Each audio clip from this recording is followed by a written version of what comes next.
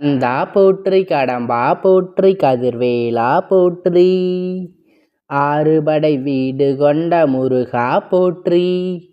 இன்று இந்த அப்பன் உனக்கு ஒரு எச்சரிக்கை செய்தியினை கொண்டு வந்து இருக்கிறேன்.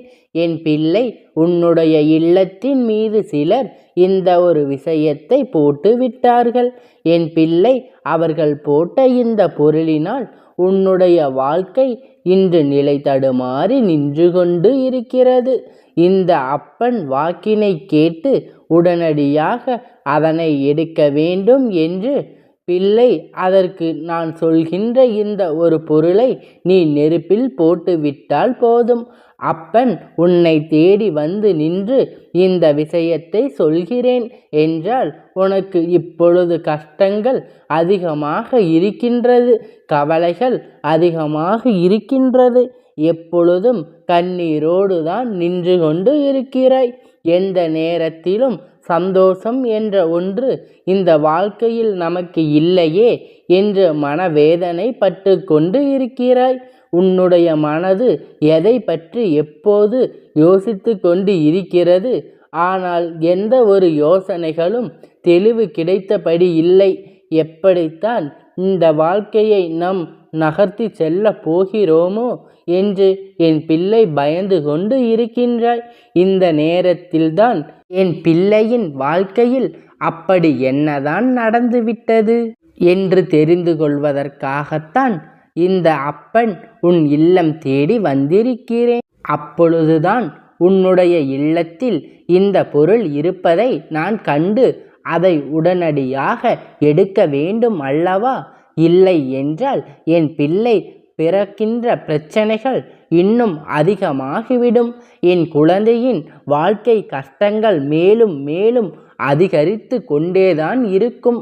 அதை நான் தடுத்துவிட வேண்டும் என்று பிள்ளையின் வாழ்க்கையில் இருக்கின்ற பிரச்சனைகளை உடனடியாக சரி செய்து விட வேண்டும் என்பதற்காகத்தான் இன்று இந்த முருகன் உன்னை தேடி உனக்காக இந்த வாக்கினை கொண்டு வந்து இருக்கிறேன். எந்த நேரத்திலும் இந்த வாழ்க்கையை பற்றி கவலை உனக்கு பெரிதாக இருந்தது கிடையாது. ஏனென்றால் ஏனோ தானோ வாழ்க்கை தானே வாழ்ந்து கொண்டு இருக்கின்றாய். பயம் இருந்தாலும் இப்பொழுது அதையெல்லாம் நீ பெரிதும் பொருள்படுத்துவது இல்லை.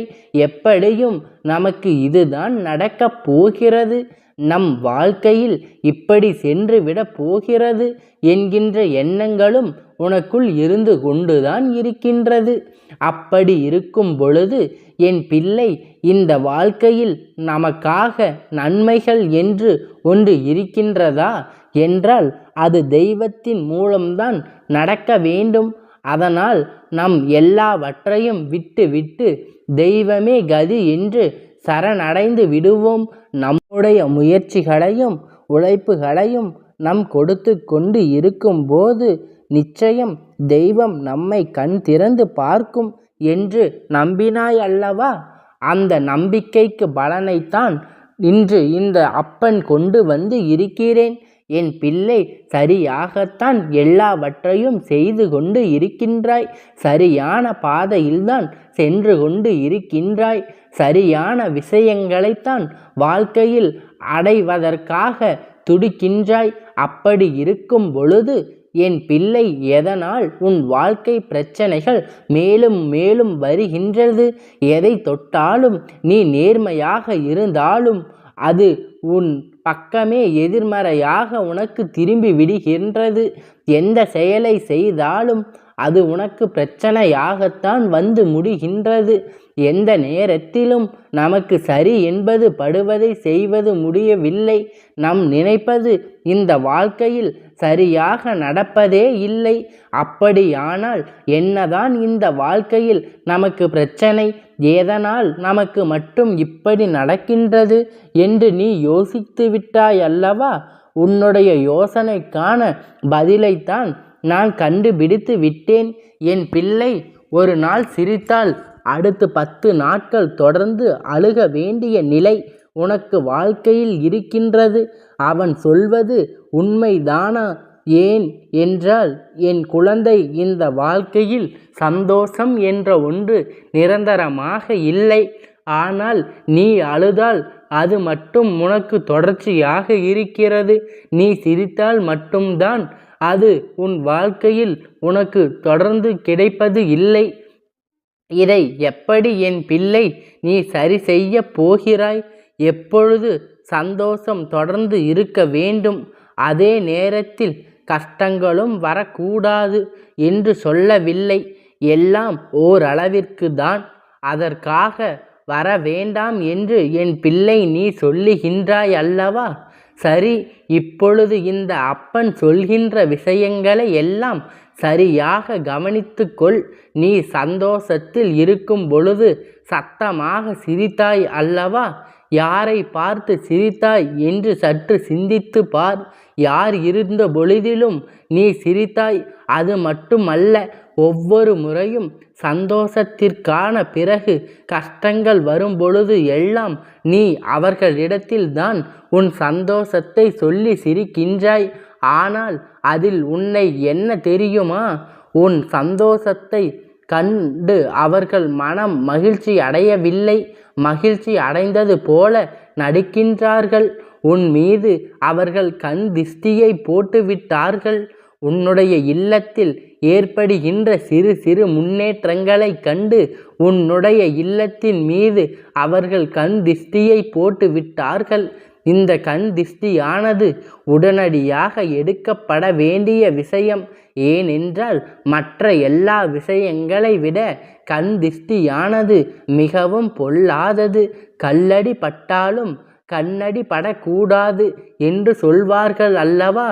அதைத்தான் இன்று இந்த அப்பன் உனக்கு சொல்லிக் கொண்டு இருக்கிறேன். பிள்ளையின் வாழ்க்கையில் கஷ்டங்கள் வந்தாலும் இன்பங்கள் வந்தாலும் அதை பெரிதாக வெளிப்படுத்தி விடாதே. அடுத்தவர்களிடத்தில் நீ வெளிப்படுத்தும் பொழுதுதான் அதை இந்த வாழ்க்கை உனக்கு நிச்சயமாக மிக பெரிய வேதனையை ஏற்படுத்தும். அது உனக்கு நிச்சயமாக சோதனை காலத்தை நிச்சயமாக உன் முன்னால் நடத்தி கொடுக்கும். அடுத்தவர்களிடத்தில் வெளிப்படுத்துகின்ற எதுவுமே உனக்கு இரகசியமாக இருக்காது. உன் வாழ்க்கையில் நடக்கின்ற எந்த நல்ல விஷயங்களையும் இன்று யாருமே ஏற்றுக்கொள்ள தயாராக இல்லை. அதனால் அடுத்தவர்களிடத்தில் சொல்கின்ற விஷயங்களைத்தான் உனக்கு கண் திஷ்டியாக மாறிவிடுகின்றது.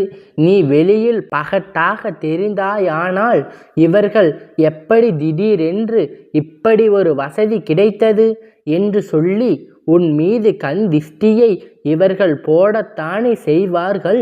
அதனால் என்ன நடந்தாலும் இந்த வாழ்க்கையில் அதனை வெளிப்படுத்தி கொள்ளாமல் உன் வாழ்க்கையில் நல்ல நிலையை அடைந்து தானே ஆகவே அது வெளியில் வரும் என்பதை நீ நினைத்து கொண்டு முன்னேற்றத்தை மட்டும் நோக்கி பயணம் செய்து கொண்டு இரு.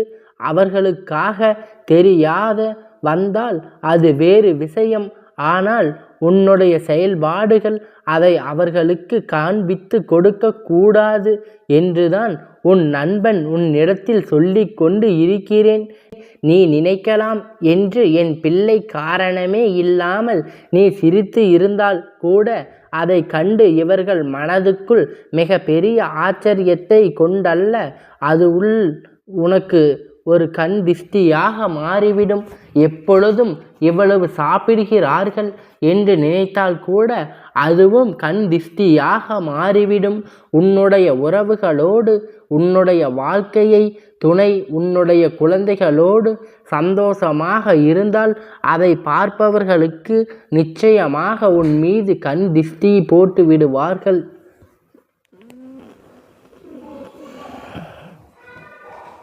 இப்படித்தான் எது செய்தாலும் அடுத்தவர்கள் அதுக்கு பிடிப்பதில்லை. இது போன்ற இந்த வாழ்க்கையில் உனக்கு நடந்து இருக்கின்றது. இந்த விஷயங்களை காலையில் எழுந்தவுடன் கிழக்கு முகமாக நின்று கொள். அல்லது நாளை இரவு உறங்கச் செல்லும் பொழுது கிழக்கு முகமாக நின்று கொண்டு கையில் 5 மிளகாய் வத்தலை எடுத்து கொண்டு உன்னுடைய தலையை வலதுபுறமாக 3 முறை இடதுபுறமாக 6 முறை சுற்றிவிட்டு அதனை கொண்டு நெருப்பில் போட்டு எரித்துவிடு. அது கருகுவது போல உன்னுடைய கண்கள் திஷ்டிகளும் கரைந்து போகும். இதை செய்ய முடியாதவர்கள் கற்பூரத்தை உடல் முழுவதும் நன்றாக தேய்த்து தலையை சுற்றி, அதாவது குடும்பத்தில் இருக்கின்ற ஒவ்வொருவருக்கும் ஒவ்வொரு கற்பூரம் எடுத்து தலையை சுற்றி நன்றாக அதனை தடவி விட்டு அவர்களால் 3 முறை துப்ப செய்து அதன் பிறகு அதை வாசலில் வைத்து எரித்து அந்த புகை செல்வது போல உன்னுடைய கண் திஷ்டிகளும் அதோடு சென்று விடும். என் பிள்ளை, இதுவெல்லாம் உனக்கு ஏற்கனவே தெரிந்த விஷயங்களாக இருக்கலாம். ஆனால் இதை செய்வதற்குத்தான் உனக்கு நேரமில்லை. இந்த அப்பன் சொன்னாலாவது நீ இதை ஓடி சென்று செய்வாய் அல்லவா? உனக்கு இருக்கின்ற கண் திஷ்டிகள் இருக்கின்றதே இல்லையோ, இவையெல்லாம் பலன்களையும் கொடுக்கும். தினமும் செய்ய முடியாவிட்டாலும் வாரத்திற்கு 2 முறை செய்து பலன்களை அடைய வேண்டும். வாழ்க்கையில் நிச்சயமாக முன்னேற்றம் வந்து கொண்டே இருக்கும். என் அன்பு தங்கமே, இந்த அப்பனுடைய ஆசீர்வாதம் என்றென்றைக்கும் உனக்கு முழுமையாக கிடைத்து கொண்டே இருக்கும். கந்தா போற்றி, கடம்பா போற்றி, கதிர்வேலா போற்றி, 6 படை வீடு கொண்ட முருகா போற்றி.